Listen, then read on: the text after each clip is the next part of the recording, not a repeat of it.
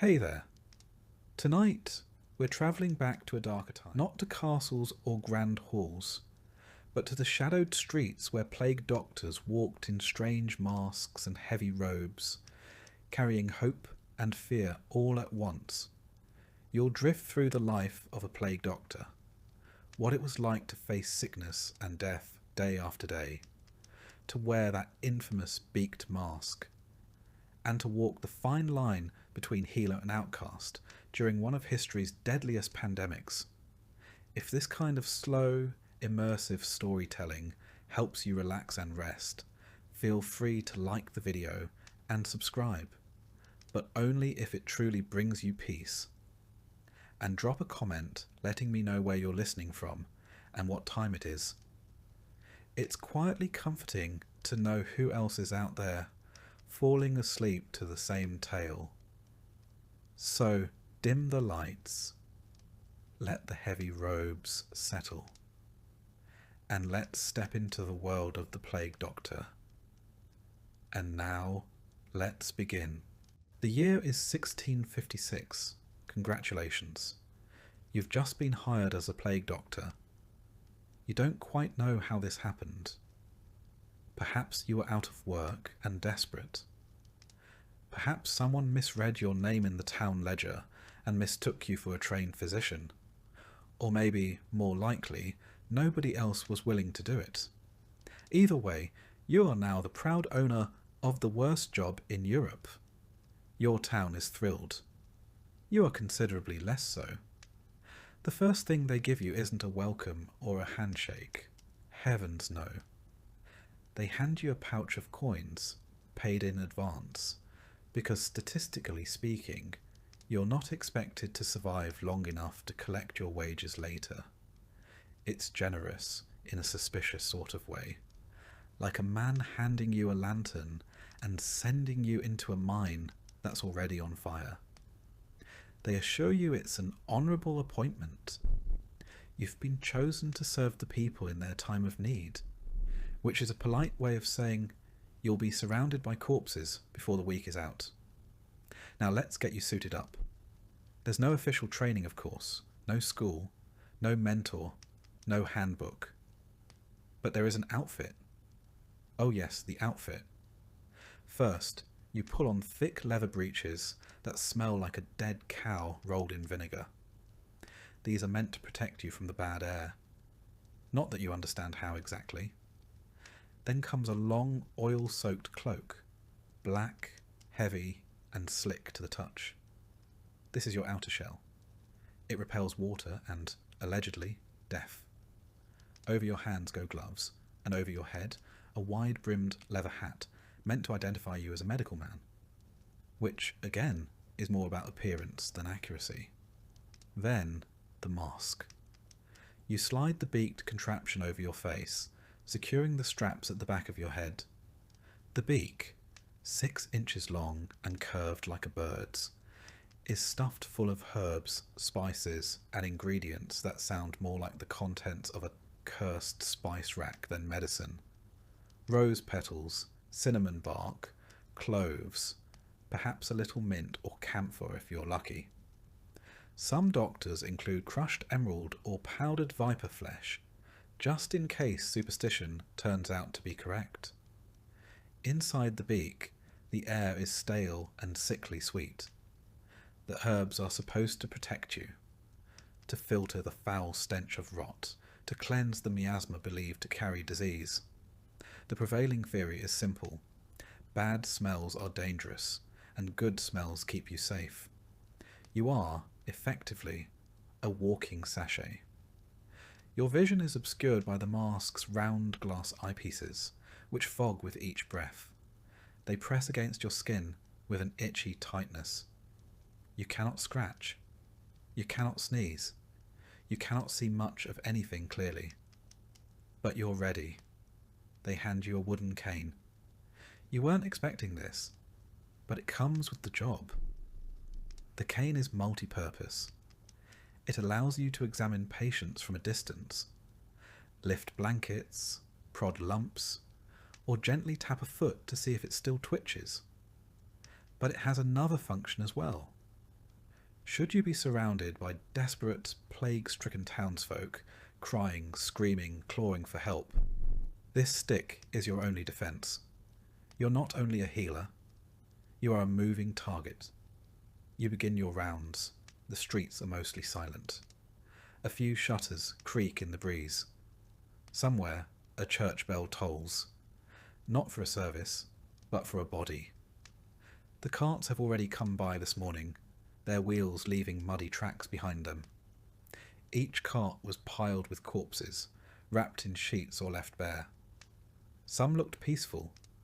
Most did not. You arrive at your first home. A servant meets you at the threshold, holding a cloth to his mouth.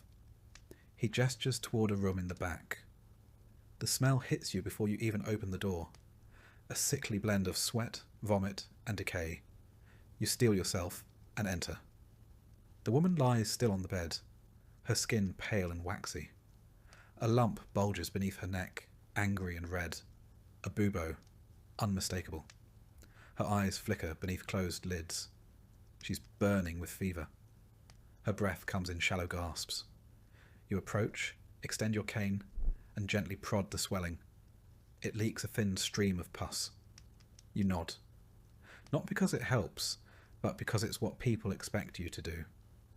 Her husband stands nearby, hopeful and hollow-eyed. You don't speak much. You mutter something about the humours being out of balance. You prescribe a poultice of crushed herbs and advise him to burn rosemary in the corners of the room. You suggest keeping a sliced onion nearby to absorb the illness from the air. He thanks you, as if you've offered salvation. You haven't. You record the visit in your notebook. You use initials instead of names. There are too many patients now, and names make it personal. You cannot afford personal. As you leave, you notice a child sitting in the hallway, silent and still. His eyes track you as you pass. He doesn't move. You suspect he's already infected. You don't say anything. What would be the point? You continue down the road, checking homes marked with charcoal crosses. Some doors are barred, others are ajar. A few families are still inside, clutching loved ones who no longer breathe. They ask for help. You give them herbs. You give them words. You give them the illusion of care. At one point, a man rushes toward you from an alley, frantic and coughing. He grabs your arm.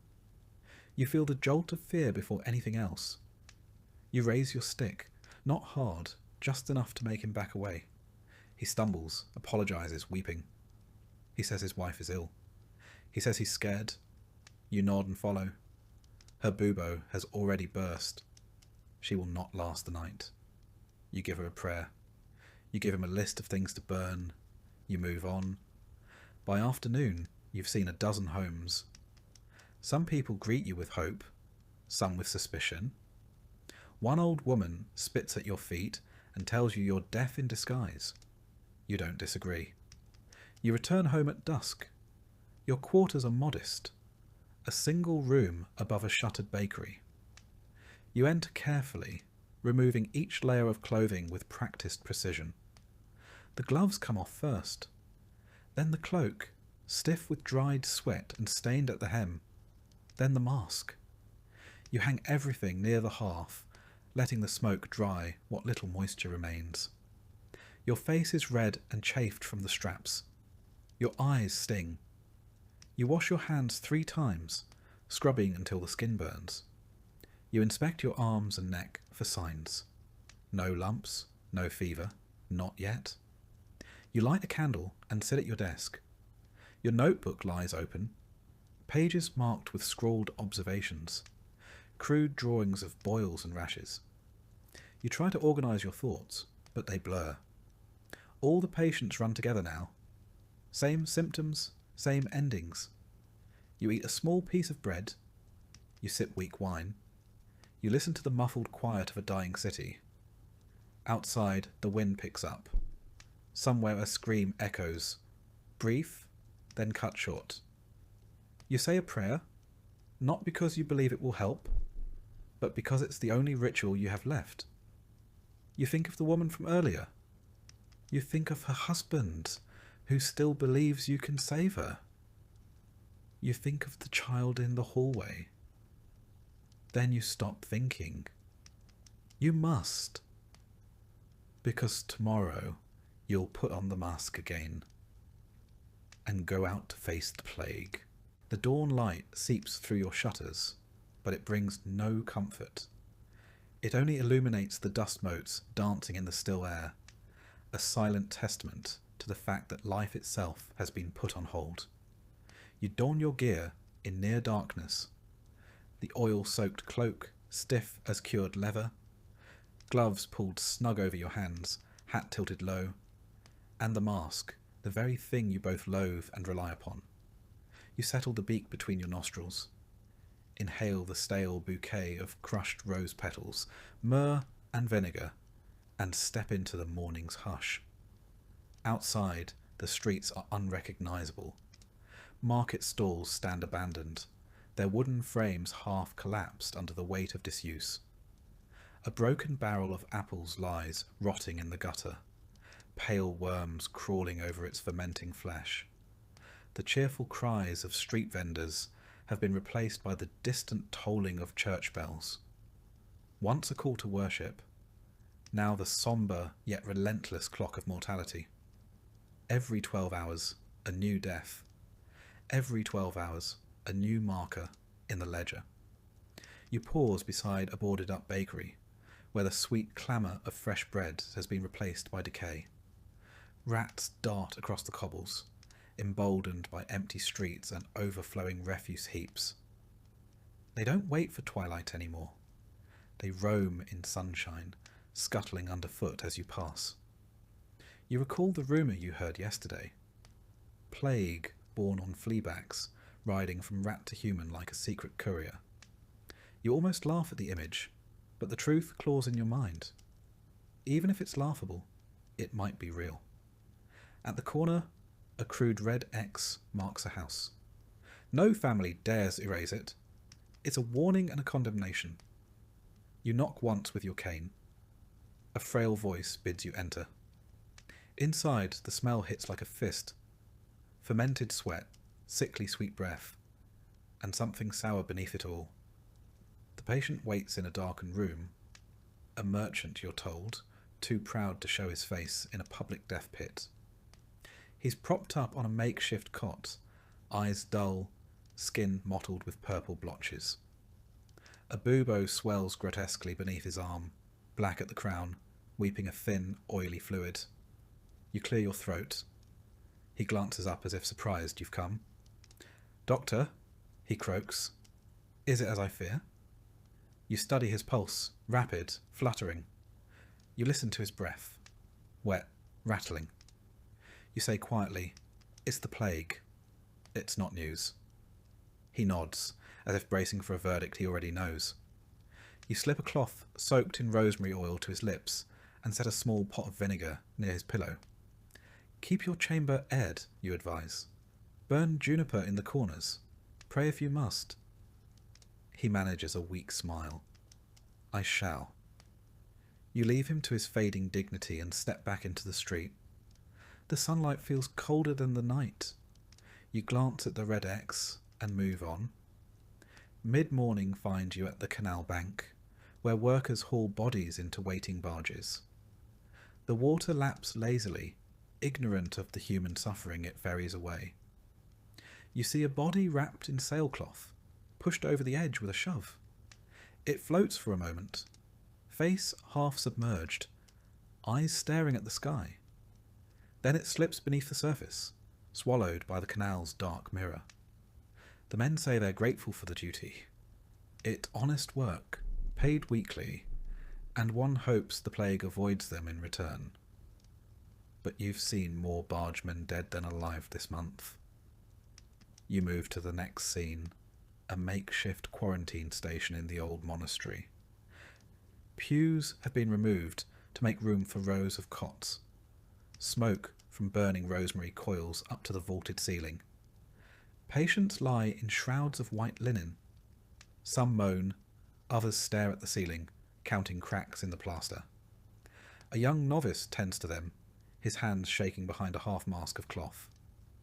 You exchange a silent greeting, then begin your rounds. First, an elderly widow. Her gaze is bright, unnervingly so. She grips the bars of her cot, foot tapping with nervous energy. "My dear," she says when you kneel, "I keep expecting a knight in shining armour, but you'll have to do." You offer her a pale smile beneath your beaked facade. "I'm all sorts of armour, I'm afraid." She chuckles, and for a moment the horror softens. You prod her bubo lightly with your cane. It's firm, hot to the touch. "Plenty of rest," you tell her, "and drink broth, if you can manage." She nods and grips your hand, leather glove and all, as if it were a bard's lute, offering comfort in a cruel world. Next, a young labourer, body wasting, breathing in short gasps. His father stands at the foot of the cot, knuckles white, prayer beads sliding between fingers. You offer no words, just a nod. He mouths a silent plea. You write in your ledger. Male, mid-20s, advanced stage. Family present, prognosis terminal. The very act of writing feels like betrayal, recording life as if it were a commodity. You step outside the fumigated halls into a courtyard where children, orphaned or abandoned, wander aimlessly. A girl with tangled hair approaches, holding a wilted flower. She offers it to you. You accept. "Thank you," you say, as if any thanks could matter. She smiles, turns, and joins the others, skipping stones into a stagnant fountain now clouded with rot. The emotional toll claws at you. You've seen grief so raw, it scorches the soul. Parents rocking empty cradles. Siblings begging for a dead brother to wake. You have watched the local apothecary faint at the sight of his first bubo, and the blacksmith curse the plague for stealing his wife. You have borne their questions. Why? How? When? And you have no answers. By midday, you're exhausted. Your legs ache from hours of walking. Your back protests under the weight of your cloak. A cough has begun in your chest. A dry, persistent tickle you ignore. You lean on your cane, head bowed beneath the mask's weight, and take a moment to breathe. You think of all the plagues that came before. Justinian's in the 6th century, which may have killed 10,000 people a day. The Black Death of the 14th century, which claimed a third of Europe's population. And now this relentless third wave in the 17th century, returning like an unwelcome ghost. Each time, humanity adapts, survives, and forgets. That cycle comforts you more than you admit. Rejuvenated only slightly by your own grim reflection, you press on. A cluster of homes by the slaughterhouse block beckons, a place even more foul than the rest. You enter the first, where a man sits among overturned chairs, clutching his bleeding arm. He tried bloodletting himself, he says, attempting to cut away the poison. A bandage covers the wound, already stained. You take his arm, inspect the makeshift tourniquet, and shake your head. You're weakening yourself, you say. Stop. Rest. Let nature run its course. He scowls, but silent exhaustion wins. You apply a fresh poultice, noting the rash creeping up his sleeve. Next door, a mother tenders a hobbling son whose leg is swollen grotesquely. He limps to you, head held high. You clear your throat, he says. I should be in the fields? You nod, managing sympathy through your beak. Soon, you say, when you're well. His mother's eyes flicker with hope. You don't allow yourself to see how hollow it is. A few doors down, you find a makeshift clinic where local barbers and apothecaries argue over the best remedy, bloodletting versus poultices soaked in mercury. You intervene, gently, explaining the dangers of mercury exposure, suggesting gentler infusions of elderflower tea. They grumble but defer. You note their names. Brother Matteo, Signor Luca. Disagreements may kill more than the plague. You walk on. Late afternoon shadows stretch long across the streets. You decide on one final stop, the orphaned plague pit at the edge of town. Here, bodies are interred in trenches, coffins unnecessary. You've never witnessed the diggers at work. No one dares. Today you will. You approach, mask ready, cane tapping. Two men in tattered cloaks stand at the edge of a freshly hewn trench. They throw bodies in like refuse. A child's small body lands last. You pause, catch its shoe as it slips. The men glare. You drop it. They toss the body in. The pit echoes with muffled thuds. You lower your head in prayer. You do not know which deity still listens. You pray nonetheless. On your way home, you pass the chapel. Half its roof collapsed, its walls blackened by smoke from nearby burnings. A discarded prayer book lies open in the dirt, pages fluttering in the breeze. You read an incantation half erased by ash. Deliver us from plague and pestilence. You close it gently, set it on a ledge. Perhaps someone will return for it, perhaps not. Night falls before you reach your lodgings. You enter, remove each piece of gear, hang them to air. The mask peers at you from the hook, as if mocking. You scrub your hands raw, yank the cloak off, and strip. You check your skin for lumps. None yet. Good. You sit at your desk in candlelight and write. Today, visited 18 households. Recorded 32 cases. 5 recoveries unlikely. 27 critical, 11 deceased. Observations. Miasma thicker near slaughterhouse. Rats congregate at canal bank. Children less symptomatic but likely carriers. Remedies. Continued fumigation with juniper. Discourage bloodletting.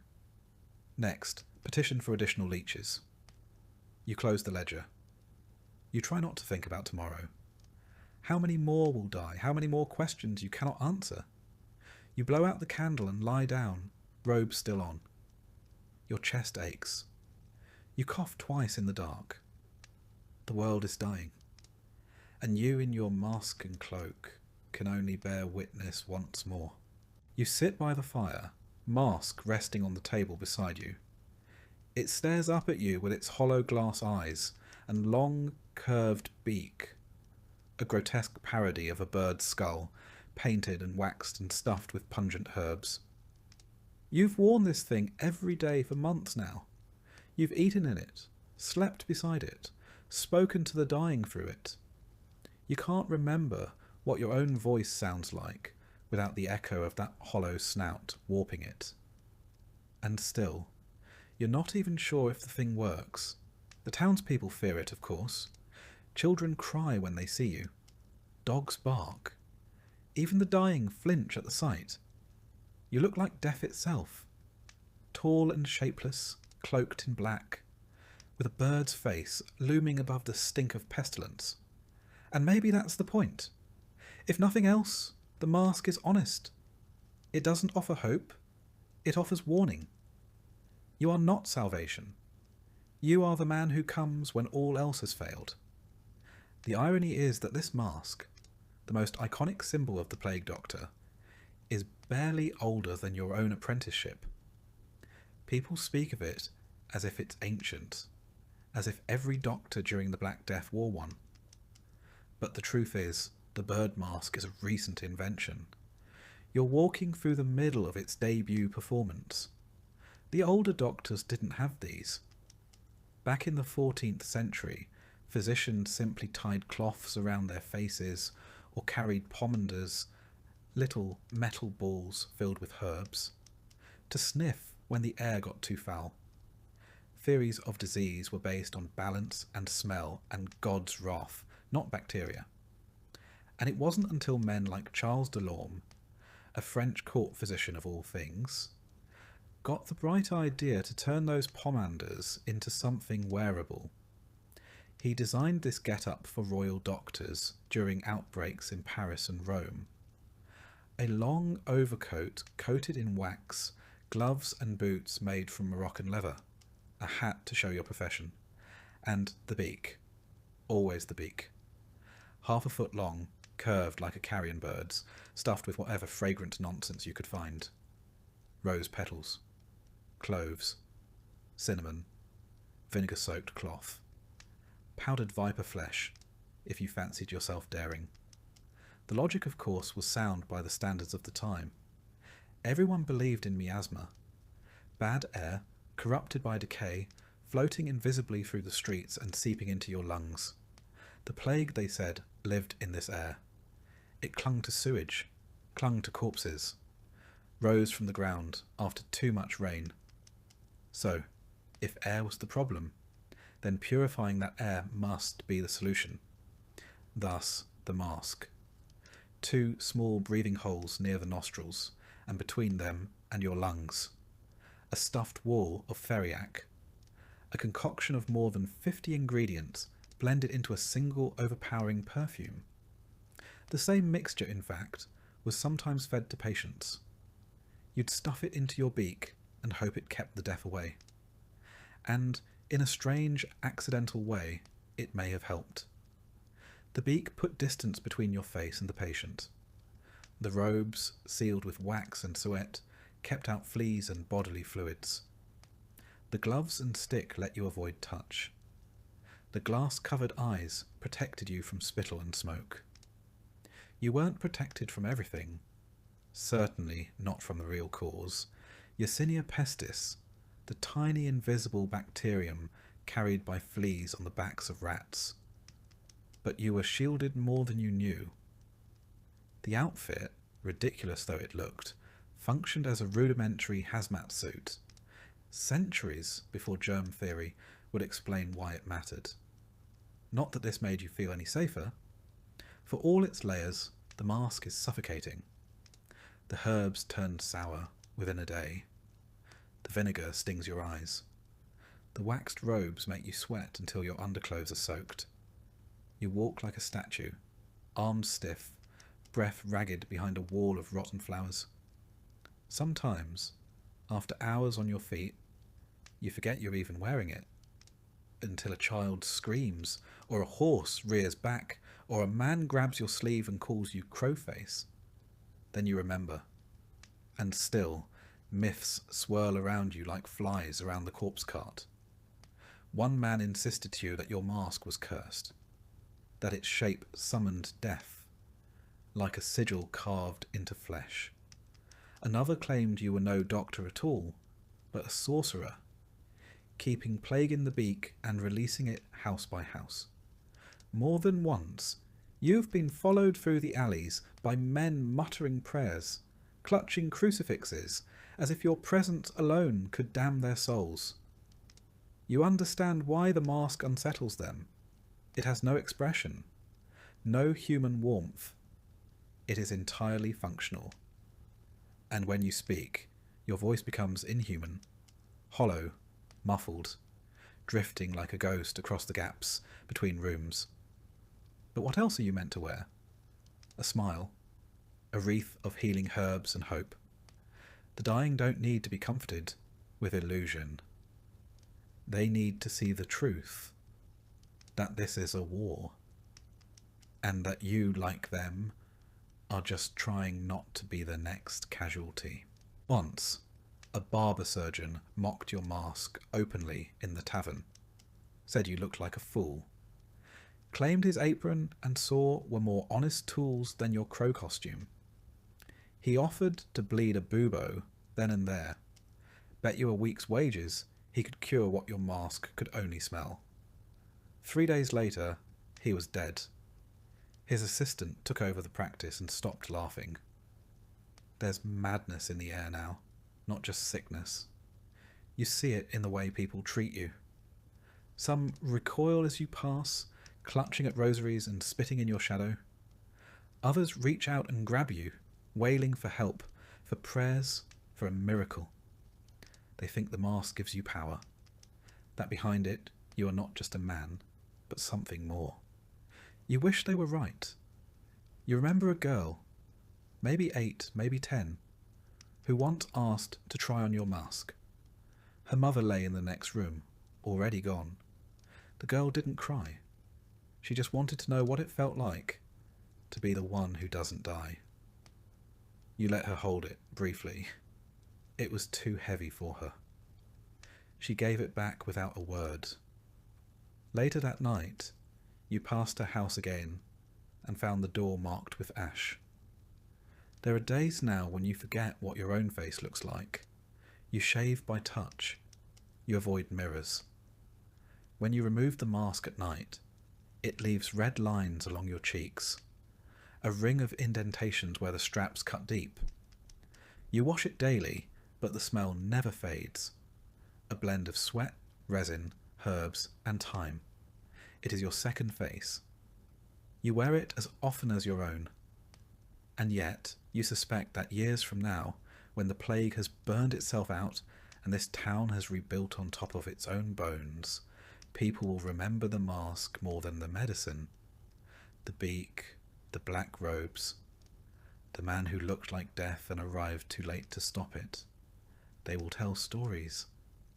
Say you appeared like a spirit in times of sickness, that you walked among the dying with herbs in your nose and blood on your gloves, that you saved lives, or took them, that you were a healer, or a demon.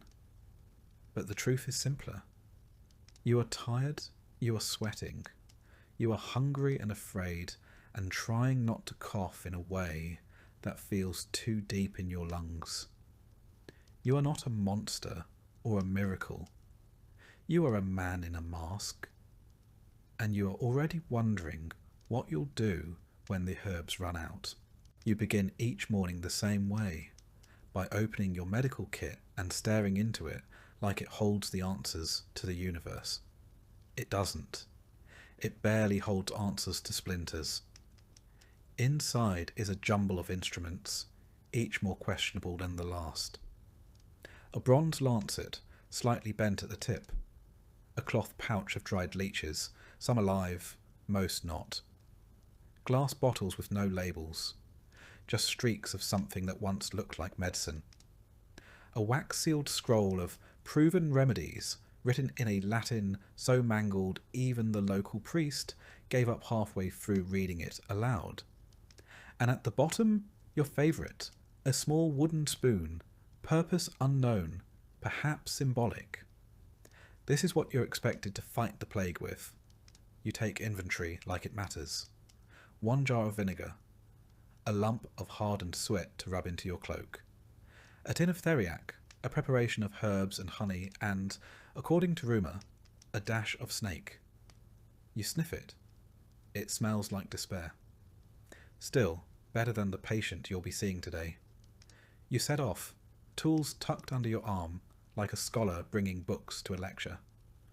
Only you're the scholar, the lecturer, and the poor soul scheduled to fail the exam all in one. Your first visit is a cooper, or was. He's not making barrels anymore. His wife answers the door with shaking hands and asks if you'll bleed him. He says he's full of poison, she whispers. You nod. That sounds about right. Inside, the man lies on a bench, chest bare, bubo under his arm bulging like a rotten pear. He groans. You pull out your lancet and hold it up to the light. It glints. He looks at it like it might be salvation. You know better. You make the incision. Blood pours out, thick and dark. He screams, convulses, then lies still. His eyes roll. His wife rushes to his side. He's sleeping, she says hopefully. You say nothing. You clean your lancet, rewrap it, and move on. Bloodletting. The ancient cornerstone of medicine. Galen swore by it. Hippocrates, too. The idea is simple. Bad humours collect in the blood, and by removing some of it, you restore balance to the body. The practice is tidy on parchment, far less so in person.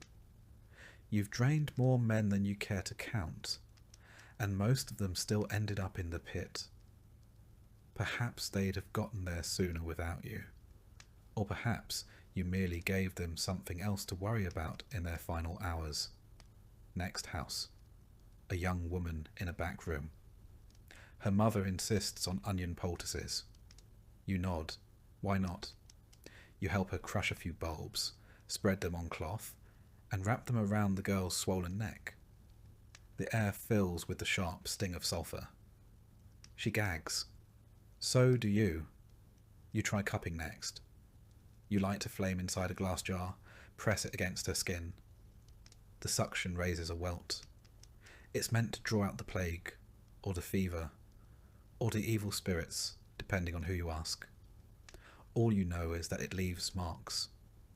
Whether it helps is anyone's guess. She cries when you leave. Not because of the pain, because she can tell by your silence that she's not improving. There's a barber surgeon on the other side of town. You saw him once attempt cauterization, lancing a bubo with a red-hot poker.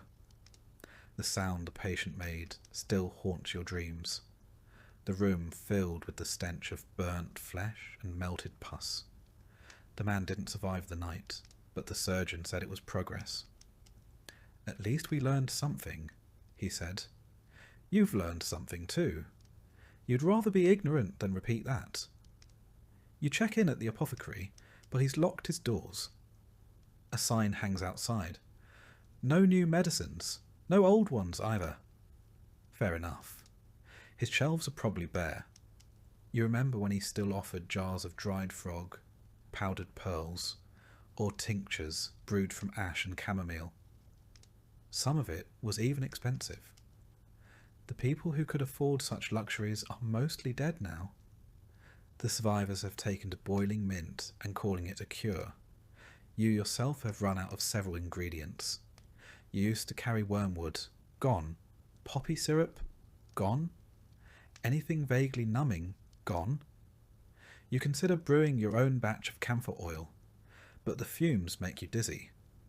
And you can't afford to be dizzy. Not when every alley is lined with eyes. You recall one recipe scrawled in the margin of an old manual. Mix crushed emerald with milk.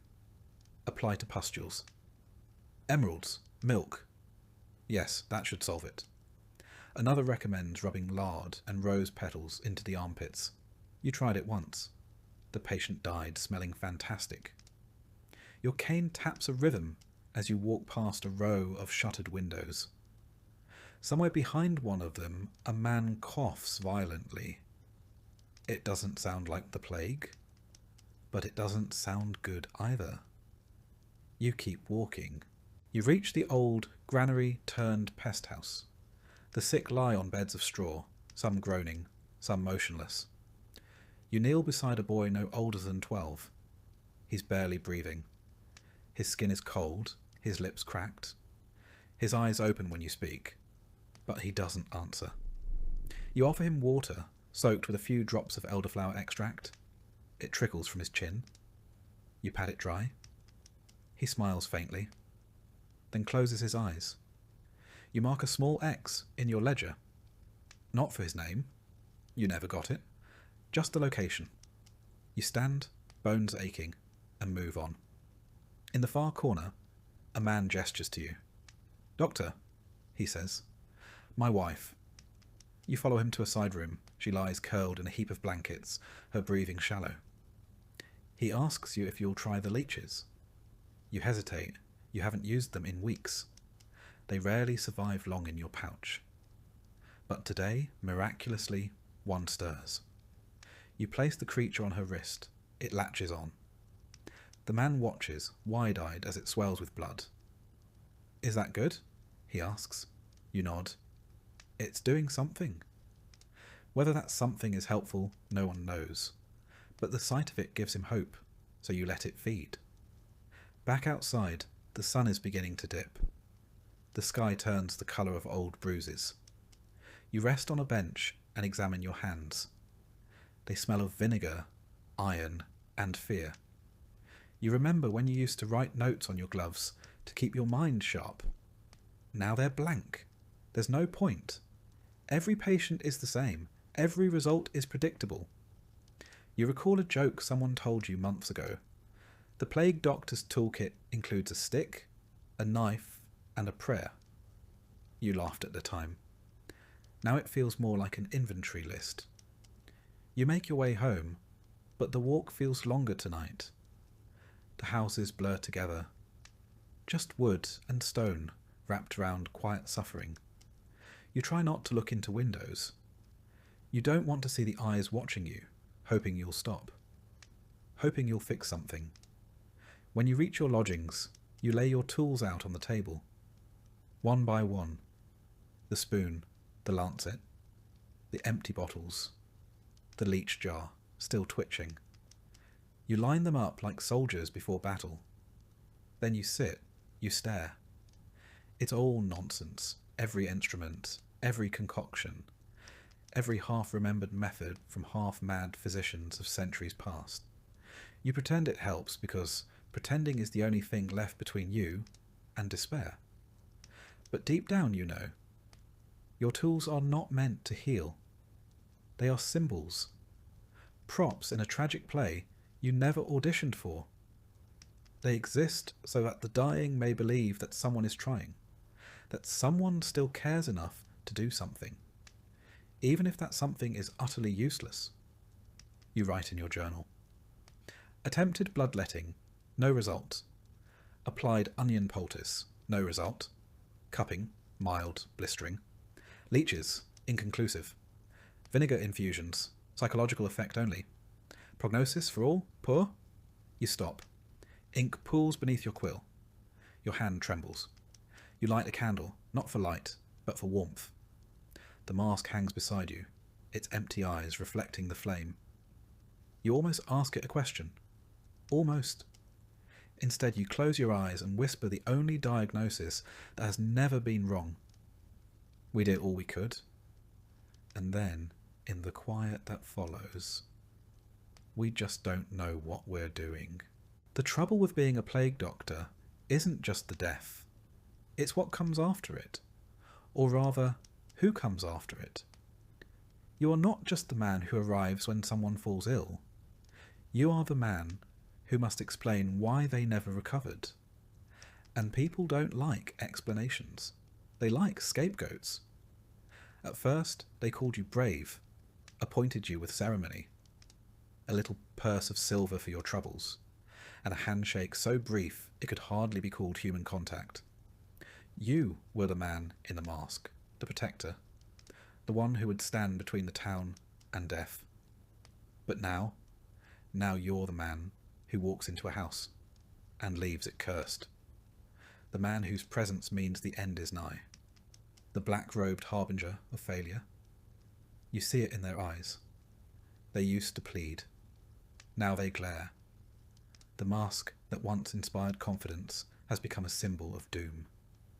They whisper that you bring the plague with you, that your clothes carry it, your cane spreads it, your breath poisons the rooms you enter. They're not entirely wrong. You've lost count of how many infected households you've walked through, how many bodies you've brushed past, how many sick you've examined with trembling hands, pretending that the oil on your gloves is enough to stop what's coming. If disease lingers in the air or clings to fabric, then yes, perhaps you do carry death on your shoulders like a shawl. But the truth doesn't matter anymore. What matters is that someone must be blamed, and the dead cannot answer. So the masked man must. It begins subtly. The baker refuses to open his door when you pass. The innkeeper who once offered you warm broth now averts his gaze. A priest fails to mention your name in prayers for the healers. Small things. Then the accusations come. A grieving widow screams at you in the street, says her husband was healthy until your visit. A child throws a stone. A man in the square claims he saw you spit into a well. You try to explain that you've done nothing wrong, that you've followed the advice of the ancients, burned the right herbs, carried out the prescribed rituals. But your voice is filtered through a beak, muffled and distant. No one hears. Soon you learn not to walk alone. You carry your cane like a staff, not just to examine buboes from a distance, but to ward off the living. You keep your head low and speak only when spoken to. You become a shadow, a necessary evil. You're not the only one. You hear stories from other towns. Plague doctors run out of villages at knife point. One beaten to death outside a chapel. Another drowned in a canal. Not all of them were innocent, but most of them were just unlucky. You meet a fellow doctor on the outskirts of town one morning. His robes are torn. His mask cracked. He tells you he's been sleeping in barns, moving by night. They think I killed their mayor, he says with a bitter laugh. I told him he had no humours left to balance. Didn't help. You share a stale biscuit and part ways before sunrise. Neither of you expects to meet again. Back in town, you are summoned to speak with the mayor. Not the one you just heard about. Yours is still clinging to life and power, though you're not sure which more tenaciously. You're led into a hall draped with black cloth. The air smells of incense and bureaucracy. He tells you plainly the townsfolk are frightened. They want answers. They want to know the plague isn't getting worse. You nod and say what he wants to hear, that the numbers are steady, that isolation measures are helping, that the latest batch of rosemary is especially potent. He nods in return, satisfied not by the truth, but by the sound of certainty. He instructs you to write a public notice affirming the town's containment strategy. You do so, signing your name with a flourish that feels both pompous and pitiful. That evening, the paper is nailed to a post in the square. By morning, it's been defaced. Someone has drawn a skull over your name. You try to ignore it. There's a man in the poor quarter who has made it his mission to convince others that you are an agent of death. He walks from house to house, whispering that the plague did not truly return until you did. He tells them that your herbs are lies, that your mask is a demon's face, that the stick you carry was once a branch from a gallows tree. None of it is true, but again, truth is irrelevant. What matters is fear, and in the theatre of fear, you are a perfect villain. Masked, silent, strange. You carry no sword, you bear no shield. Only blood-stained gloves and a ledger full of names that never lived to be crossed off. You begin to lose sleep. Not from illness, not yet, but from dread. Each knock on a new door is met with suspicion. Each alley feels like a trap. Children chant songs behind your back. Crow man, stay away. Mother died the other day. Crowman knocked, and then she coughed. Now her soul is carried off. You try to focus on your work, but your hands tremble more than they used to. You double-check every step.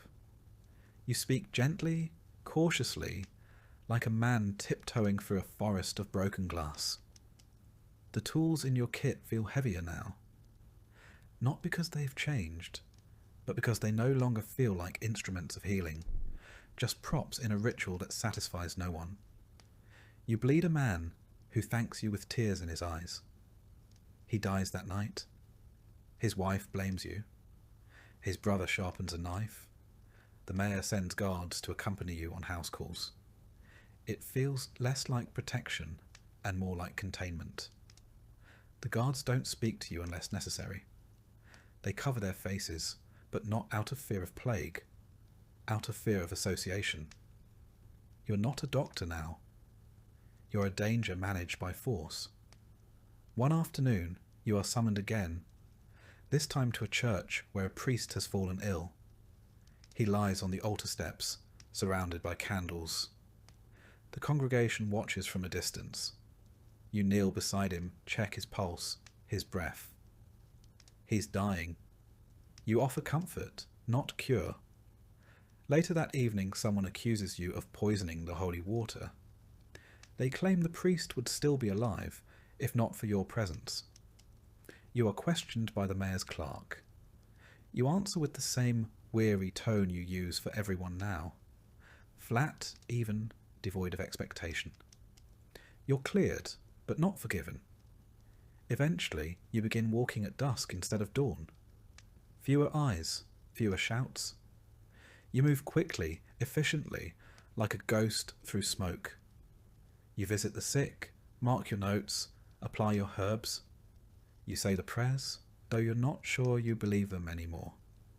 You leave before the candle burns down. Some patients don't let you in at all. They say they'd rather die alone than under your watch.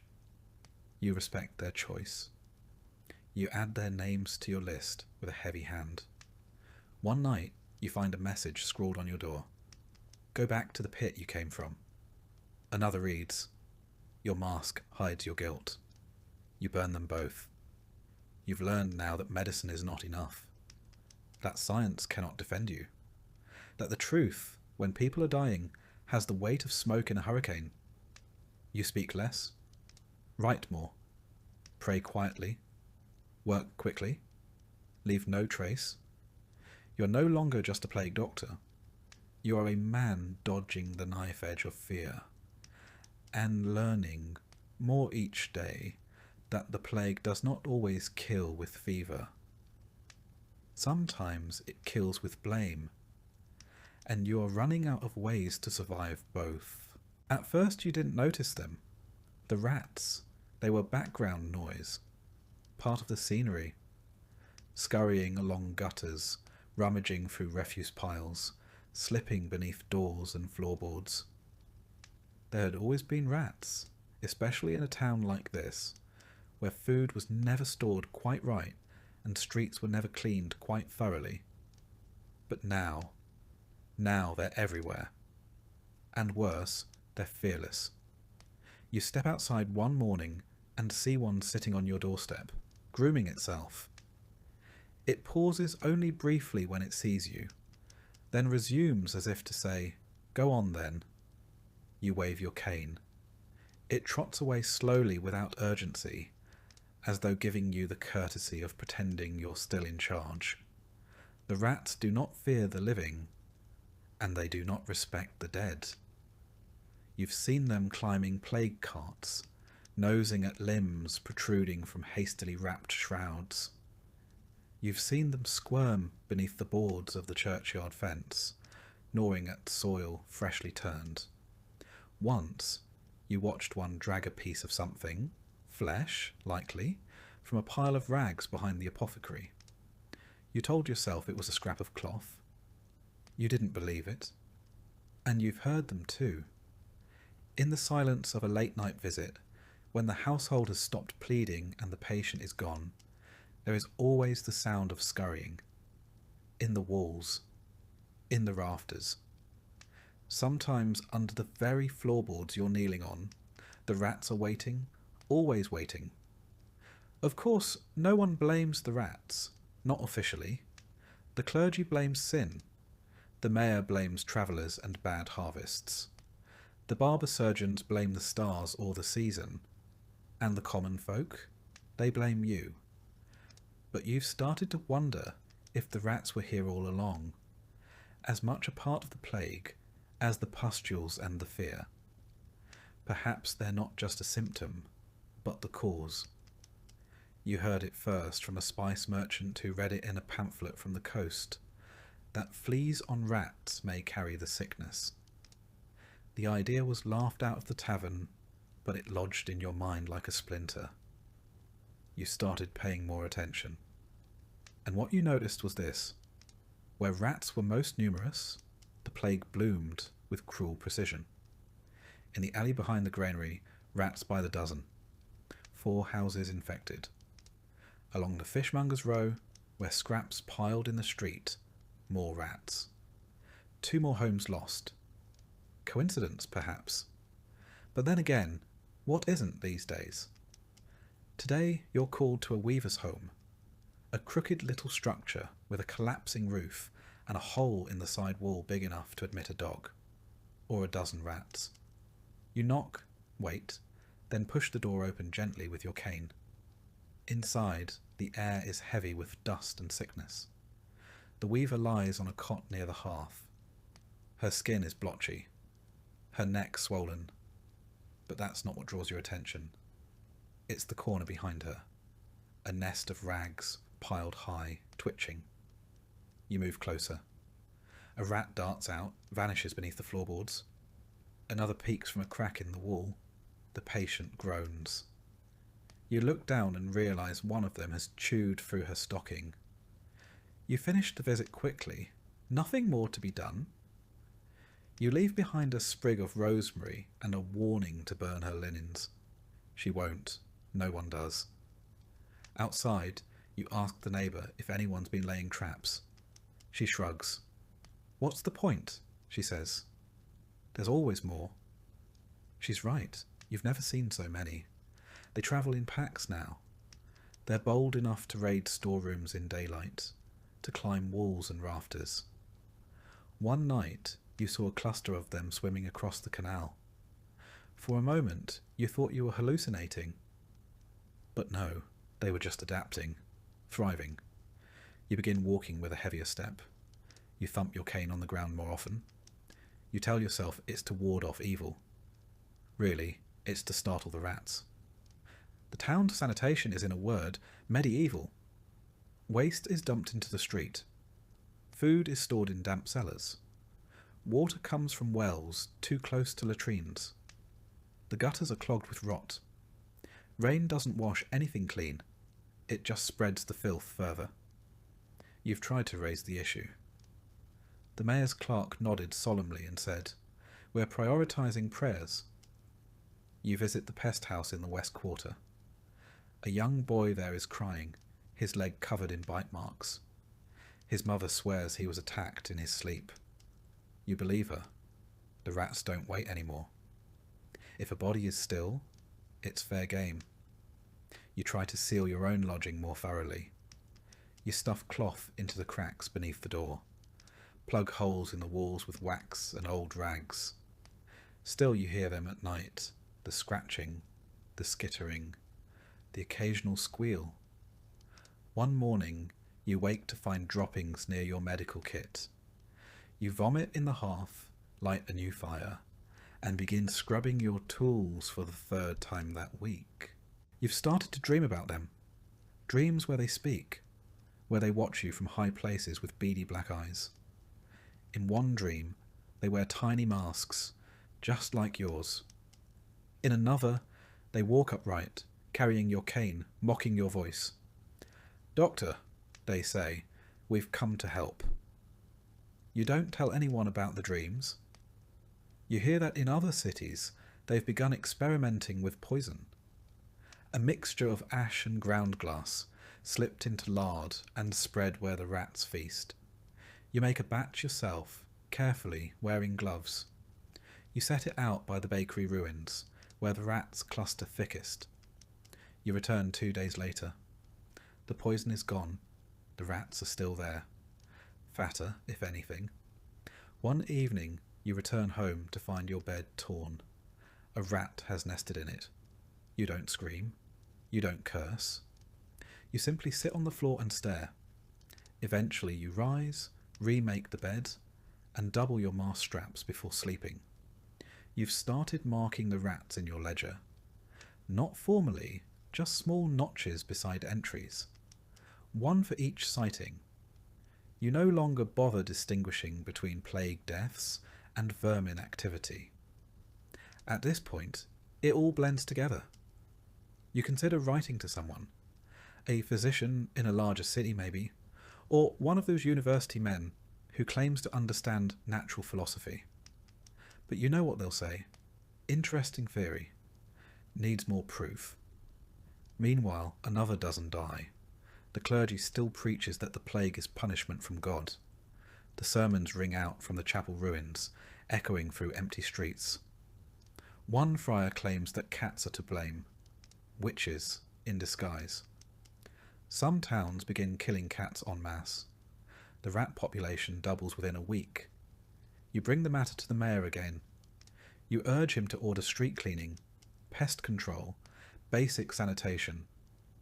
He rubs his temples and says, "People are dying, doctor." "I don't have time for rats." You resist the urge to laugh in his face. The next morning you attend a family of 6, all infected. The father dies during your visit. The youngest child, a girl with missing teeth and matted hair, tugs at your sleeve and says, "I saw the rat climb into his mouth last night." You excuse yourself and vomit in the alley. You begin wearing thicker boots, tucking your cloak tighter around your legs, wrapping your bedroll in oilskin and sleeping with your cane across your chest. You don't fear the plague anymore, not in the same way. You fear what comes before it, what scurries in and lays claim to the body before the fever even begins. You return one day to a street you thought empty.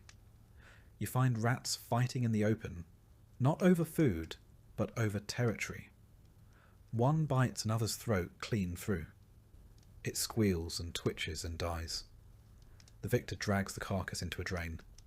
You back away slowly. You stop recording patient names. You start recording rat nests, the granary, the tanner's shed, the old stable near the wall, the church vault. You tell yourself it's for the good of the town. That if anyone survives this, they'll want to know where to begin rebuilding, where to dig, where to burn. But part of you knows the truth. The rats aren't going anywhere. They're not a symptom. They're not a side effect. They are the inheritors of this town. You're just passing through. And as you walk the alleys at dusk, stick in hand, boots heavy, mask suffocating, you feel it in your bones. You can't outrun the rats. You never could. When you first put on the PlagueDoctor's robe and mask, you thought you were stepping into a role of salvation, a healer amid despair. You imagined your presence might stem the tide of death, that your skills and care could make a difference. But almost immediately, you learned the harsh reality. Your role was far less heroic and far more tragic. You were hired to die. No one said it outright, but it was understood. The town needed someone to stand at the front lines of the disaster, to tend to the sick and confront the plague face to face. You were that person, the shield between the dead and the living. Yet, like all shields, you were expected to bear the brunt of the attack, and eventually to break. Your appointment was less about skill and more about availability and willingness.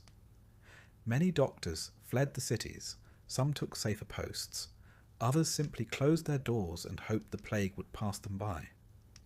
You, however, answered the call, whether driven by duty, desperation, or circumstance, and found yourself in a lonely, dangerous position. Your payment came in advance, a cruel but practical decision by the town's leaders. They knew the odds were against you, so they offered your family some security should you perish. It was a grim gift, a promise that you might not return. Your days passed in a blur of sickness and death. You rose before dawn and donned the heavy, waxed robes that covered you from head to toe. The mask, with its bird-like beak stuffed with aromatic herbs, sat heavy on your face, a barrier against the invisible and terrible threat in the air.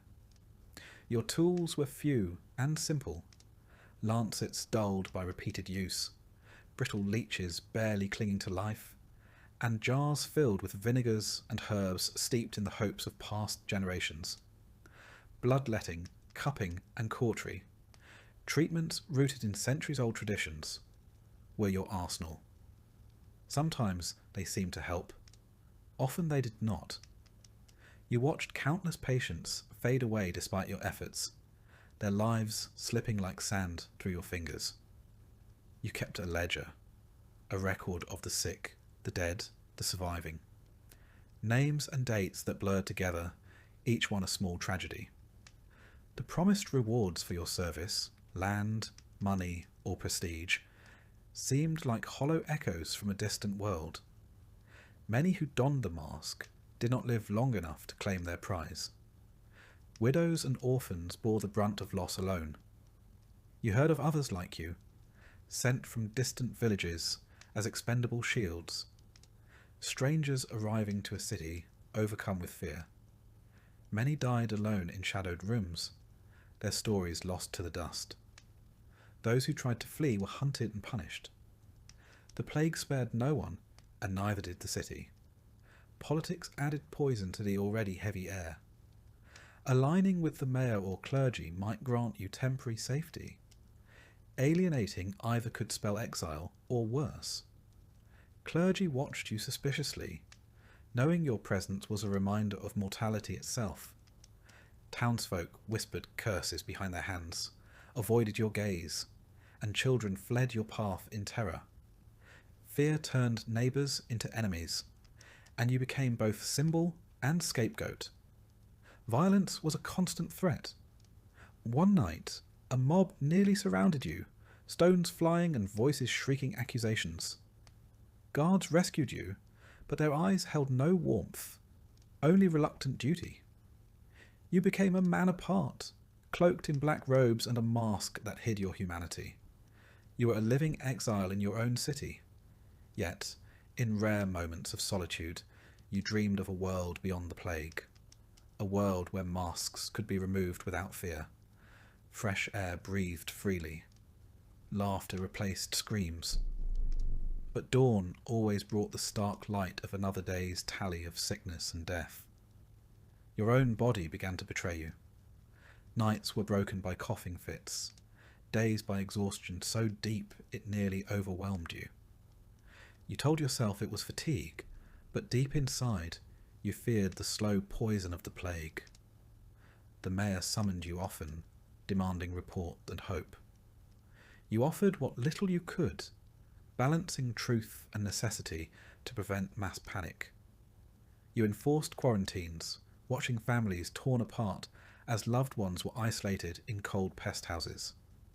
Many never returned. You questioned the morality, but spoke only in silence. You watched colleagues fall to sickness and despair, their bodies wasting and spirits breaking. You clung to your journal as a refuge in the chaos, recording symptoms, treatments, and occasional glimmers of success.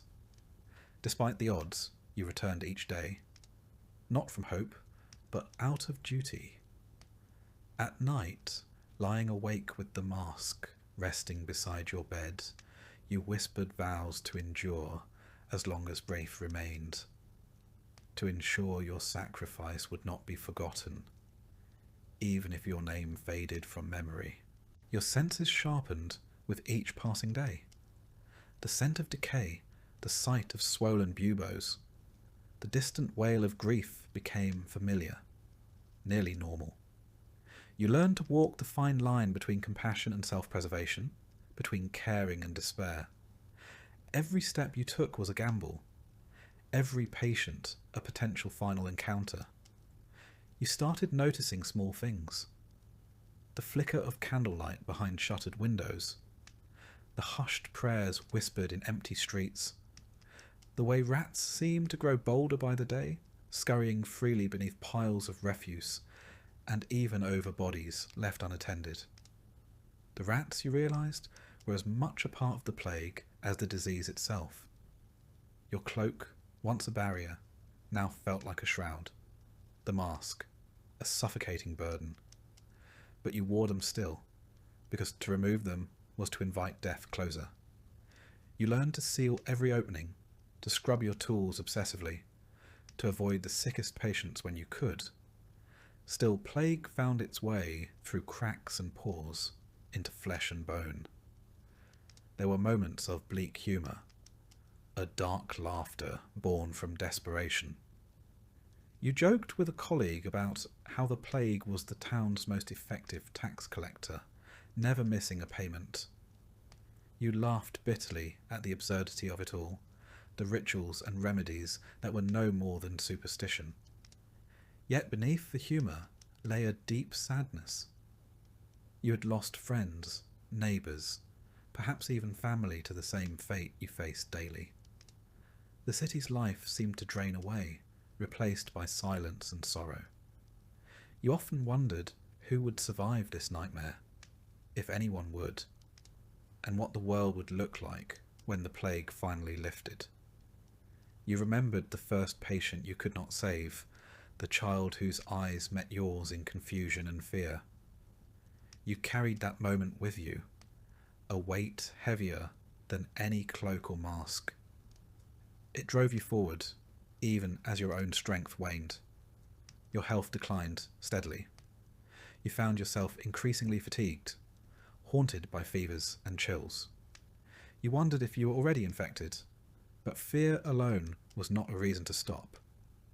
There were still those who needed care and duties that no one else would fulfill. The nights grew longer and darker, and your dreams were plagued by shadows.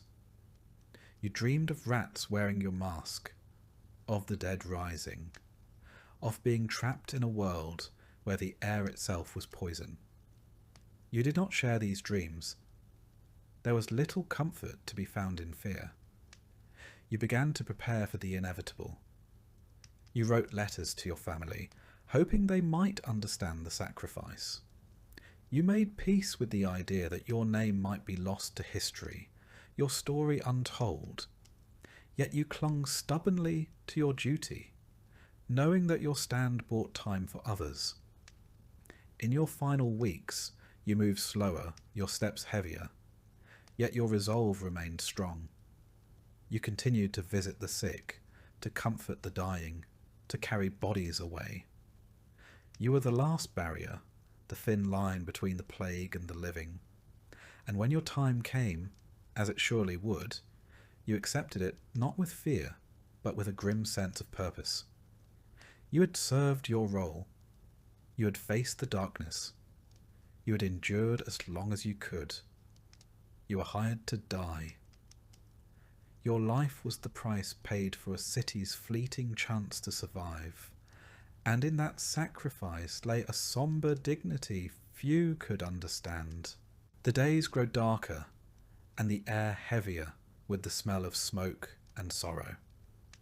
You find yourself no longer just a healer or a witness, but the grim conductor of death's procession.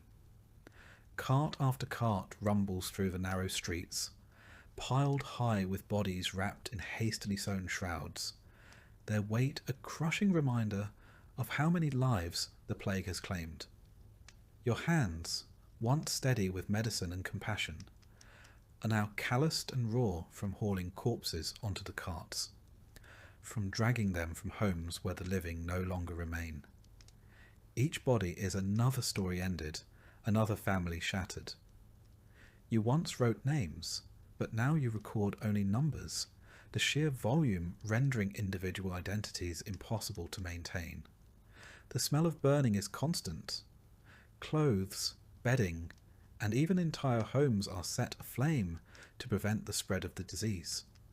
The flames lick the sky, turning the dusk a fiery red, the smoke thick and suffocating. You often pause by the pyres, watching as the dead are consumed, the crackling fire a grim lullaby for the city. Numbness settles in your heart. You stop feeling fear or sorrow in the way you once did. The dead do not frighten you anymore. It is the silence of the living that chills you. The empty streets, the shuttered windows, the absence of children's laughter haunt your every step. The death of a child, though, cuts differently. Once, the small body of a girl was brought to you, her breaths shallow, her skin pale. You held her frail hand and felt a flicker of something that the plague had not yet consumed. Hope. But when she slipped away, that hope died too, leaving only an aching emptiness. After that, faces blurred into one another. Pain became a constant companion, but your heart grew harder, a necessary shield. Your duties extend beyond the sick and dead. You mark homes with chalk or paint, a sign to others that death has visited. These marks are warnings, barriers against the living entering spaces saturated with contagion. Sometimes you see neighbours avoiding these houses altogether, leaving the abandoned to rot, their histories buried beneath layers of dust and sorrow. At times, The sound of the funeral carts is the only noise in the city. Their wheels groan under the weight, their paths winding endlessly toward the outskirts, where graves are dug in hastily prepared pits. There is no ceremony, no prayers said by the mourners. Only the cold efficiency of survival dictates the pace.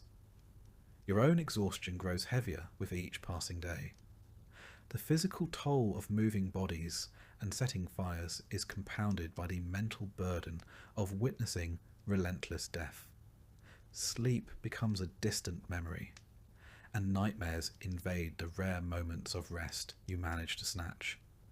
You dream of flames consuming not just the dead, but the living as well. Despite the horror, life stubbornly clings to the edges of the city. You see birds cautiously returning to the rooftops and stray cats weaving through alleys. Sometimes a lone child slips out to watch the fires, her eyes wide with a mixture of fear and fascination. These small signs remind you that the world beyond the plague persists, a fragile hope amid devastation. You find yourself reflecting on the ritual of burial, on how death once meant community, remembrance and respect. Now it is hurried and anonymous, dictated by necessity rather than reverence. The quiet graves on the city's edge are filled with nameless bodies, a testament to lives erased without ceremony. The scent of smoke, ash and decay fills your senses constantly. It clings to your clothes, your skin, your breath. You wash as often as you can, but the smell lingers, a reminder that death follows you everywhere. Even when you close your eyes, the image of burning pyres is seared into your mind. At night, the city is eerily silent except for the crackle of distant flames and the occasional wail of grief carried on the wind. You lie awake, listening to the sounds that mark the end of another day. The last breath taken, the final flicker of a candle, the slow extinguishing of life. You wonder how many more days like this you can endure, how many more bodies you will carry, how many more fires you will light. The weight of it presses on your soul, but you have no choice but to continue. The city needs you, even if it cannot say so. One evening, you watch as a young boy is brought to the pest house, his small body covered in sores and bruises. His mother follows silently, tears streaming down her face. You place your hand on the boy's fevered brow and promise him comfort, though you know well the chances are slim. The boy's frightened eyes meet yours briefly, and in that moment the enormity of your role strikes you anew. You have become more than a healer or a witness. You are the keeper of memories, the guardian of a city's final moments. The dead have ceased to frighten you. It is the silence of the living, the absence of voices and laughter, that haunt you most deeply. The fires you light burn not only the bodies, but also the fragments of a life once lived. You think of the families now broken, the homes abandoned, the futures erased. The weight of sorrow is almost unbearable, yet you carry it silently, determined to serve until your strength fails. Each day blends into the next. The smell of smoke and ash is a constant companion, mingling with the metallic tang of blood and the sickly sweet scent of decay. You breathe it all in, a bitter perfume that clings to your very being. You find small moments of grace in the midst of the devastation. A brief smile from a survivor, a flower blooming defiantly in a cracked stone wall, a bird's song breaking the silence. These fleeting glimpses remind you that life persists even in the darkest times. Yet the burden of your task never lightens. You continue to cart the dead, to mark the homes, to tend to the few who remain. Your hands grow rough, your heart heavy. The city around you changes, its pulse slowing, its breath growing shallow. You wonder how many more fires you will set, how many more tears you will witness. The plague is relentless, and so is your duty. You are the unseen flame in the night, burning away the past to make way for a future you may never see. Your nights are restless, filled with dreams of flames and shadows. Sometimes you dream of the faces of those you could not save, their eyes accusing and sad. You wake with a start, heart pounding, the memory lingering like smoke in the air. Despite the exhaustion and sorrow, you press on. There is no choice. The city needs you to carry this burden, to hold the line until the plague finally passes. You are the quiet force at the city's heart, the last light against the encroaching darkness. One day, as you prepare to leave the pest house, a woman approaches, her eyes red from tears. She clutches a small bundle, a child barely alive. She begs you to do what you can. You nod, your hand steady despite the weariness. You take the child into your care, knowing the odds, but refusing to surrender hope. You become the bearer of grief and the bearer of fragile hope. Your days are spent in the shadow of death, but your heart clings to the possibility of life. You are the city's silent sentinel, standing watch over its last breaths. The fires you light are both destruction and cleansing. They burn away the plague's physical toll and the sorrow that threatens to consume the living. In their glow, you see the city's pain and resilience intertwined. As the smoke rises into the night sky, you find yourself thinking of the future. A future where the streets will once again bustle with life, where children will play without fear, and where laughter will return. You carry this vision with you, a beacon in the darkness. The plague has taken much, but it has not taken your resolve. You are a witness, a guardian, a healer of souls as much as bodies. You stand firm in the face of despair, carrying the city's sorrow with dignity and strength. With every fire set, every body tended, every home marked, you write a story of endurance and sacrifice. Your role is grim, but it is vital. You are the thread that holds the city's fragile hope together. Though the days are long and the nights longer, you find strength in your duty. You are the keeper of the city's memory, the guardian of its grief, and the harbinger of its eventual healing. The smoke that fills the sky is a reminder of loss and renewal. You watch the flames dance and flicker, knowing that with the end of each fire, a small part of the plague's hold weakens. You carry on, step by heavy step, through the streets marked by death and sorrow. You carry on because the city needs you, even if it cannot say so aloud. In the quiet moments before dawn, you breathe in the cold air, filled with smoke and ash. You close your eyes and imagine a day when the fires no longer burn, when the city wakes from its nightmare. Until then, you stand watch. You carry bodies, light fires, and mark homes. You carry the city's sorrow with silent strength, a guardian in the funeral by firelight. And as the flames flicker and die, you find a strange comfort in their glow, a promise that even in the darkest times there is light. The world of plague doctors was one filled with hardship, but also ridicule. From the very first day you donned your heavy waxed cloak and the infamous beaked mask, you became a figure of mockery among those who called themselves healers. The monks preached from their pulpits that the plague was divine punishment, a scourge sent by God to chastise sinners. Their remedy was prayer and repentance, and any other method was met with suspicion or disdain.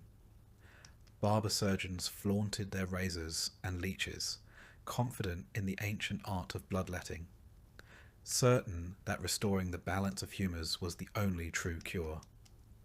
They laughed at your costumes and potions, dismissing your efforts as foolishness.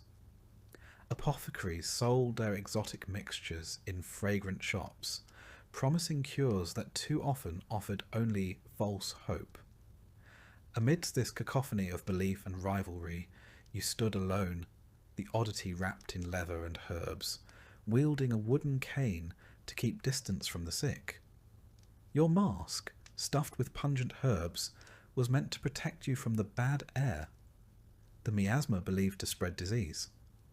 But to many, it was a symbol of fear and superstition. Children ran from you, adults crossed themselves, and whispers of curses followed your steps. You were seen as a harbinger of death, a figure both feared and ridiculed. In taverns and town squares, fierce debates raged between monks, barbers, apothecaries, and doctors. You listened, often silently, as they argued over the cause and cure of the plague. Monks decried sin and demanded repentance. Barbers boasted of their bleeding skills, and apothecaries touted their latest remedies. When drawn into argument, you defended your observations and cautious treatments, only to be met with scorn and accusations of heresy. Despite the mockery, you persevered. Every day you risked your life tending the sick and dying, gathering notes and patterns to better understand this relentless killer. Your journals grew heavy with symptoms, treatments attempted, and outcomes observed. Some patients showed signs of relief, but many succumbed despite every effort. Your methods were primitive, but grounded in experience and the desperate hope for a breakthrough. The plague fractured the medical community, weakening the city's response.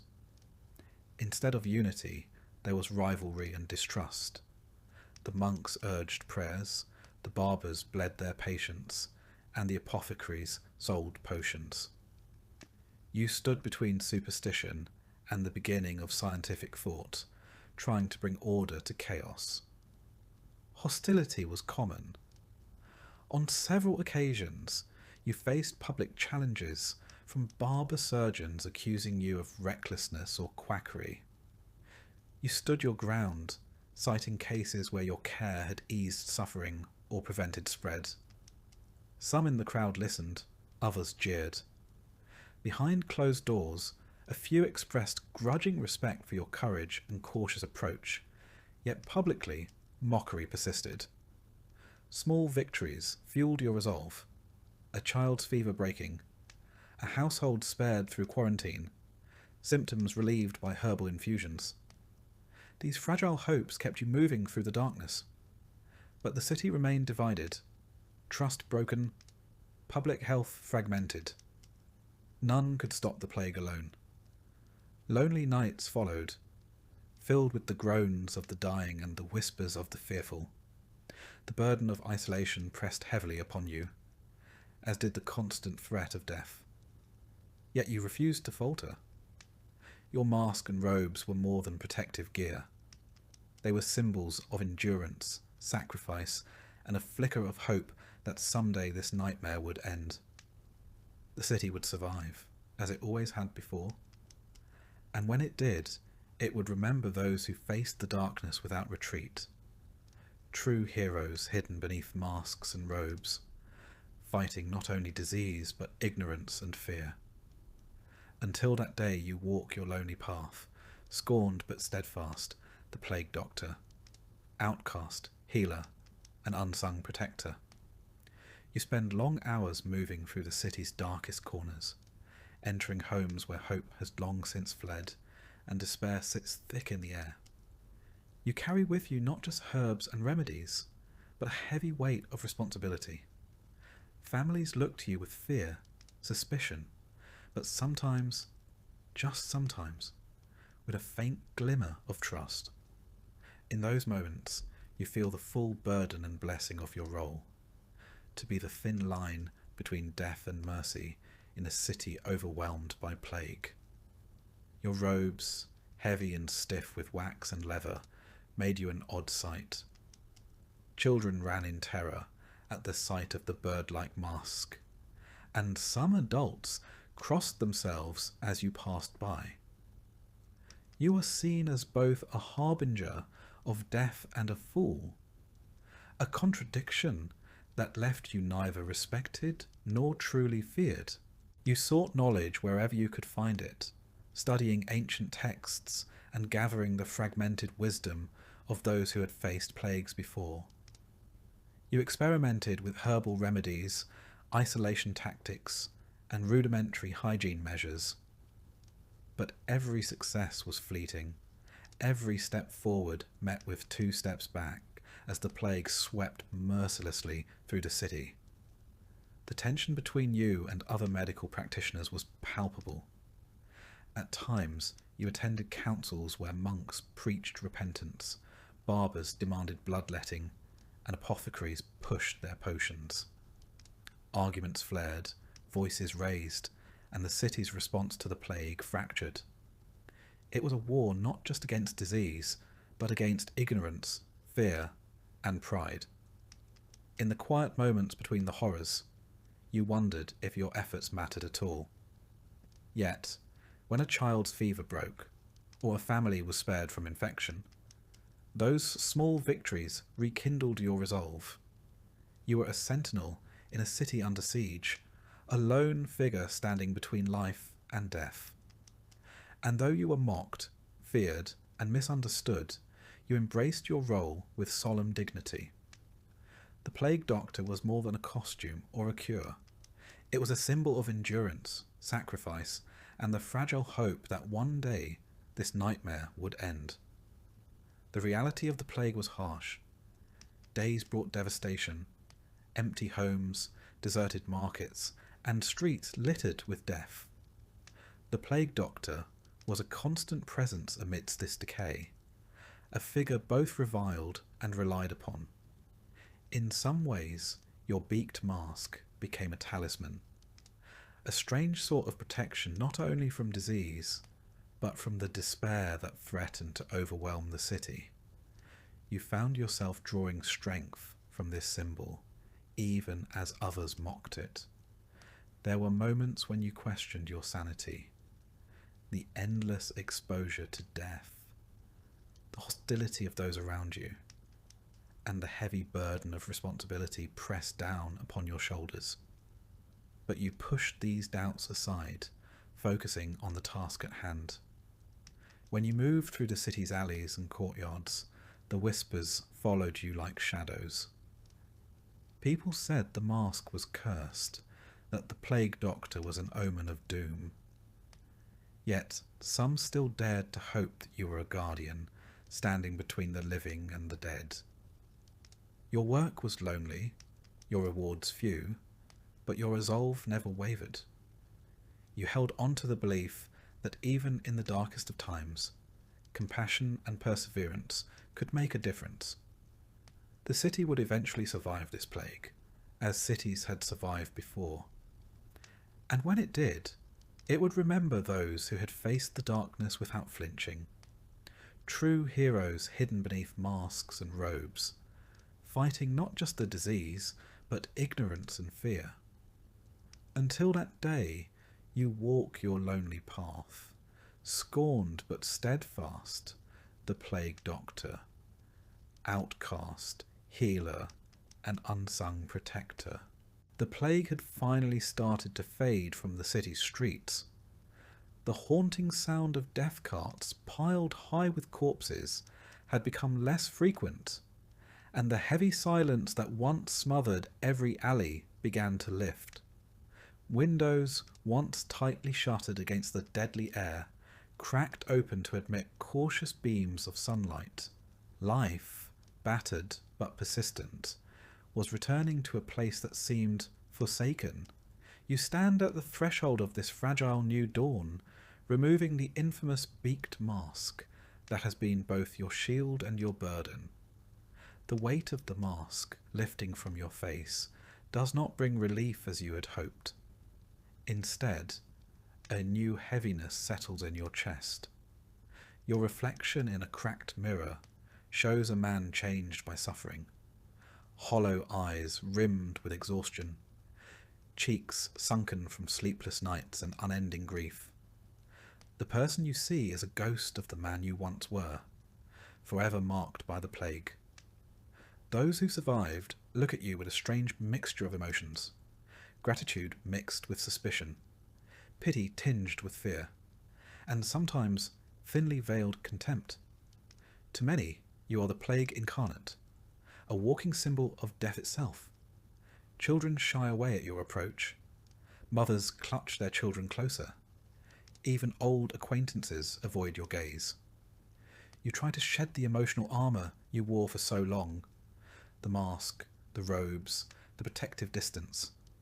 But memories cling stubbornly. Faces of the lost crowd your dreams like shadows.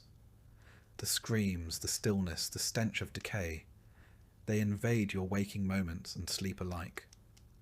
Night after night, you awaken gasping, drenched in cold sweat, your throat raw and aching as if the mask's weight still presses upon your lungs, the wooden cane slipping from clammy hands.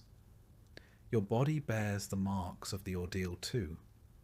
Bruises, cuts and burns from long days tending the ill throb with lingering pain. Your hands tremble, recalling every life they touched and every body they lifted. A deep weariness settles in your bones, a hollow ache lodged within your chest that no amount of rest can ease. Yet the city begins its slow, tentative recovery. New life pushes through cracked stones and burned earth. Flowers bloom where corpses once lay. Laughter cautiously returns to bustling markets.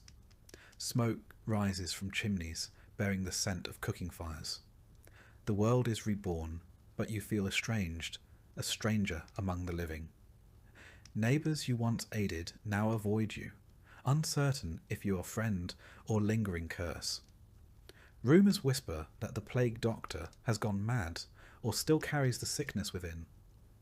These whispered fears cut deeper than any blade. You reach out, seeking connection, but find only distance. The relentless grief and trauma have reshaped you, altering how you see yourself and the world. Simple conversations feel strange. Familiar faces seem unfamiliar. You are isolated, even among those who survived. The nights are the hardest. You find your way to the ruins of the old chapel, where prayers for the dead still echo among crumbling stone. There you kneel, whispering the names of those lost too soon. Friends, strangers, the many you carried in your arms in their final moments. In this sacred silence, you seek a fragment of peace, a balm for your weary soul. Slowly, you come to understand that the plague's toll extends far beyond the bodies it claimed. It carved deep wounds into hearts and minds, scars invisible to the eye, but no less real. Survivors bear the weight of trauma, grief, and loss in ways even time may never fully heal. Your story does not end with a triumphant celebration or a hero's welcome. It unfolds quietly, in the slow, difficult work of healing both the city and yourself. You are a survivor of a nightmare few will remember. A man who faced death cloaked in leather and herbs, who carried hope amid despair. Though you may never feel whole again, your courage stands as a beacon, a testament that even in the bleakest times, the human spirit endures. As the days stretch longer and seasons shift, you reclaim fragments of your lost life. You relearn the gentle rhythm of sleep without the suffocating mask. You breathe deeply without dread and meet faces without flinching. Yet memories, sharp and unyielding, remain. The weight of every soul lost, every failed treatment, every family torn apart shadows your path. You find new purpose in passing on what you learned. In dimly lit rooms, flickering candlelight casts dancing shadows as you share stories of courage and caution. You teach the importance of observation, isolation, and compassion. The lessons hard earned in the crucible of plague. Your voice bridges the chasm between a dark past and a hopeful future. Though the mask no longer hides your face, The wisdom you carry shapes a city determined to be better prepared. Sometimes, when the night is deepest, you catch yourself reaching for the mask, a reflex born of years battling an unseen enemy. But each time you resist, anchoring yourself in the present, refusing to be haunted by the past. You stand quietly, listening to distant church bells tolling for the dead, feeling the slow pulse of life reawakening in the streets. You understand the plague's shadow will never fully lift. It lives on in stories, scars and souls it touched. But within that shadow, you find a fragile peace. The city will grow and heal. New generations will dance in fields where silence once reigned. You will walk among them, forever changed, a living testament to survival. Your role as Plague Doctor may be over, but your story, your sacrifice, and your lessons endure. In time, you hope, the world will be kinder, wiser, and more vigilant. For now, you breathe deeply, unmasked, and face the uncertain dawn. You are survivor, witness, quiet hero, woven into the tapestry of a city reborn. And though you may never feel whole again, your courage burns bright, a light against the darkest night. Days turn into weeks, and the city slowly pulls itself from the jaws of death. The streets, once littered with abandoned belongings and the remnants of hurried burials, begin to clear. You see farmers return to their fields, merchants reopen their shops, and children's laughter tentatively pierce the silence. Yet, amidst this revival, a deep emptiness clings within you. The scars of loss are not visible like wounds. They are etched into the soul, carried in the quiet moments when the world seems still. Each morning you rise with a weariness that no sleep can alleviate. The absence of your mask leaves your skin exposed to the chill of dawn, and you shiver not just from the cold, but from memories that linger like a shadow at the edges of your mind. The nights are the hardest, when dreams revisit you with relentless vividness. You see faces, friends, strangers, the innocent and the damned, each frozen in their final moments. You hear the pleading whispers, the last gasps, the unbearable silence that followed. You walk the streets, trying to reclaim the life that once was yours. Yet the city looks unfamiliar, and you feel like a ghost wandering a place that no longer feels like home. People cross the road to avoid you. Mothers pull their children away when you pass. Even those you once comforted now regard you with unease, as if you carry a darkness no one dares to touch. The burden you bear is not only the weight of the dead, but the crushing loneliness of survival. You have lived through horrors that no words can fully capture, and that distance isolates you from others. The companionship you seek is elusive, replaced by a cold silence that presses against your soul. Slowly, you begin to share your story. Not the gruesome details that might terrify, but the lessons learned in the depths of despair. You teach that vigilance and compassion are shields against darkness. You speak of hygiene, isolation, and kindness as weapons stronger than any sword. Your words find reluctant ears. Some listen with hope, others with skepticism, but the seeds of knowledge are planted. In moments of quiet, you find small comforts. A warm fire, the gentle turning of pages in a well-worn book, the aroma of herbs tending to your weary body. These simple acts tether you to the world, reminding you that life, however fragile, endures. The city rebuilds around you. New homes rise from the ashes. Gardens bloom where graves once marked the earth. The clatter of footsteps replaces the silence. Songs return to the air. Yet the memory of the plague lingers, a shadow that shapes the future. You walk these streets, changed and marked, carrying the story of survival. Your role as Plague Doctor may have ended, but your journey continues. You are witness to humanity's resilience and its fragility. Your scars, both seen and unseen, tell a story that must never be forgotten. As dawn breaks over a city rising from ruin, you breathe deeply, unmasked and unbroken, ready to face the uncertain future.